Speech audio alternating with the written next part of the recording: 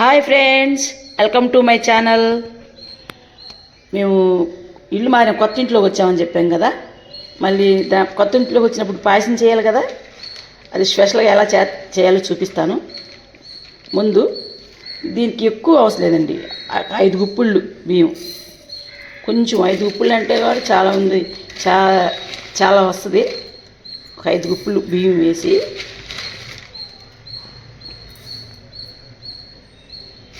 3, 4, 5 గుప్పులు బియ్యం అంటే చాలా వచ్చిద్ది అనమాట. మనం అన్ని పాలు అన్నీ వేస్తాం కదా. ఇంకొకటి ఏంటంటే పెసరపప్పు స్పెషల్. ఆ బియ్యానికి ఈ పెసరపప్పు అనమాట. పెసరపప్పు ఒక పాల ప్యాకెట్, ఎక్కువ మనం పాల్లోనే ఉడికిద్ది. ఒక పాల ప్యాకెట్, బెల్లం, యాలకులు అవన్నీ వేసేటప్పుడు చూపిస్తాను. ఇప్పుడు ఇదేం చేయాలంటే శుభ్రంగా కడిగేసి నానబెట్టాల. పెసరపప్పు బియ్యం 5 గుప్పిళ్ళు సరిపోద్ది మనకి. పొంగల్ కదా, పొంగల్ ప్లస్ తినడానికి కూడా మనకి. అది శుభ్రంగా ముందు కడిగి నానబెట్టి వండేటప్పుడు చూపిస్తాను. 2 గంటలైంది నానబెట్టి.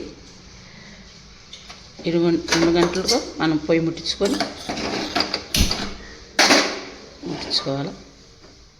బాగా నానింది చూడండి, మూత పెట్టుకోవాలి. బాగా పెసరపప్పు అంటే ప్రోటీన్ అండి, ప్రోటీన్ ఉంటుంది, మంచి ఫైబర్ ఉంటుంది. హెల్త్కి హెల్త్, టేస్ట్కి టేస్ట్ రెండు వస్తాయి అన్నమాట దాంట్లో. చూడండి, నీళ్ళన్నీ ఇనిగిపోయి సగం ఉడికింది, ఇంకా పూర్తి ఉడకల. సగం వచ్చి ఈ పాలలో ఉడకాలన్నమాట. సగం ఈ పాలలో ఉడుకుద్ది.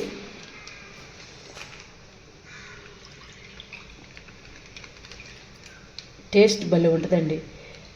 ఎందుకంటే బియ్యం తక్కువ పప్పు ఎక్కువ కాబట్టి దాని టేస్ట్ అనమాట. చాలా బాగుంటుంది. ఇది బాగా పాలలో బాగా ఉడికిద్ది. సగం వాటర్లో ఉడికింది, సగం పాలలో ఉడికిద్ది అన్నమాట. స్పెషల్గా ఉంటుంది ఇది. పప్పు కూడా కొద్దిగా ఉడకటానికి వచ్చింది. అన్నం పప్పు బాగా మెత్తగా ఉడకాలి, కాసేపు ఉడకనేవ్వండి. లోపు బెల్లం దంచుకుందాం.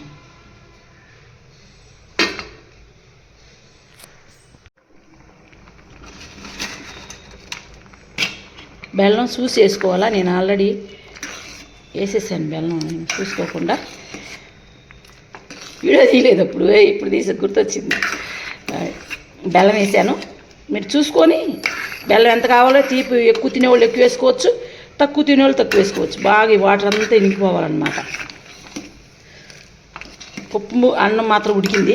కొంచెం పాలు ఇనికిపోతే మనకి అది దీంట్లోకి కిస్మిస్ వేసుకోవచ్చు, జీడిపప్పు అవి లేవు కానీ తెప్పించి వేస్తాను. చూడండి ఇట్లా.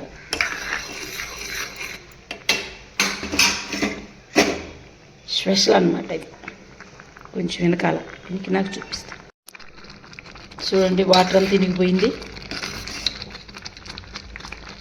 పప్పు వేసాం కాబట్టి ఇది ఎల్లో కలర్లో ఉంది, లేకపోతే తెల్లగా ఉంటుంది కదా. ఎల్లో కలర్ వచ్చింది. కొద్దిగా పాలు మొత్తం విరిగితే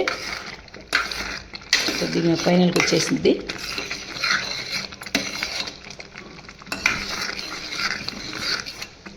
దీంట్లో జీడిపప్పు, బాదం పప్పు అన్నీ తురుముకొని డ్రై ఫ్రూట్స్ కూడా వేసుకుంటే స్పెషల్గా ఇంకా బాగుంటుందండి.